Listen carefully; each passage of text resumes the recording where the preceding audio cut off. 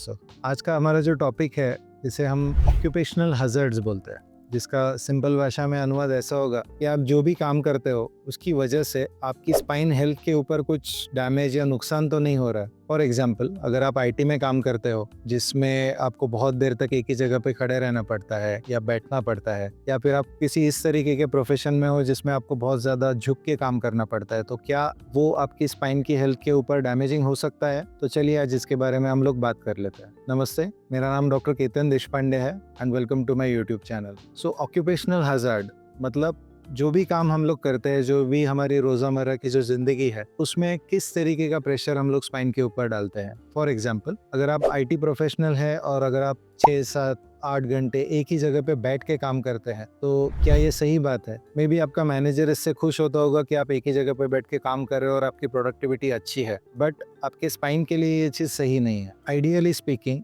अगर आप एक ही जगह पे बहुत देर तक काम करते हैं तो आपके 2 हड्डियों के बीच में जो डिस्क रहती है उसमें प्रेशर बहुत ज़्यादा बढ़ जाता है और इसकी वजह से जो आपके बैक के मसल्स है वो स्पाज़म में चले जाते हैं, वो अकड़ जाते हैं। आपने भी ये महसूस किया होगा कि थोड़ी देर बैठने के बाद कमर में या गर्दन के एरिया में आपको अकड़न महसूस होती है और आप थोड़ा सा खड़े रहते हैं, थोड़ा सा स्ट्रेचिंग करते हैं, थोड़ा सा चलते हैं तो आपको अच्छा फील होता है। सो ये आपकी बॉडी आपको बता रही है कि आपको ये चीज़ें करनी ज़रूरी है। सो आइडियली अगर कोई ऐसे प्रोफेशनल्स हमारे ओपीडी में आता है तो हम लोग उनको यही सलाह देते हैं कि अगर आपकी 8 आवर्स 9 आवर्स की शिफ्ट है तो उसमें कम से कम 6 या 7 बार आपको अपनी जगह से उठना चाहिए, थोड़ा सा आपने ब्रेक लेना चाहिए। इसमें 2 वॉशरूम ब्रेक हो सकते हैं, 1 लंच ब्रेक हो सकता है, 2 बार आप पानी पीने के लिए जगह से उठते हैं, ये काफ़ी है। दूसरा, पोस्ट कोविड में जो वर्क फ्रॉम होम का जो कल्चर डेवलप हुआ है उसमें आपकी बैठने की या सिटिंग की जो जगह है, जो वर्क स्टेशन है, वो अगर प्रॉपरली डिजाइन नहीं है, जैसे कि आपकी चेयर अगर एर्गोनॉमिक नहीं है, आपका जो स्क्रीन है उसकी हाइट आपने आई साइट के लेवल पे नहीं रखी हुई है, तो उसकी वजह से आपकी जो गर्दन है, आपके जो देखने का एंगल है, उसकी वजह से आपके लोअर नेक के एरिया में, शोल्डर्स के एरिया में आपको पेन महसूस हो सकता है। तो अगर आप ऑफिस में काम करते हो वर्सेस आप घर पे काम करते हो, इसमें ये चीज़ों का ध्यान रखना चाहिए कि जिस तरीके के एर्गोनॉमिक चेयर, जिस तरीके का कंप्यूटर का स्क्रीन का लोकेशन आपको ऑफिस में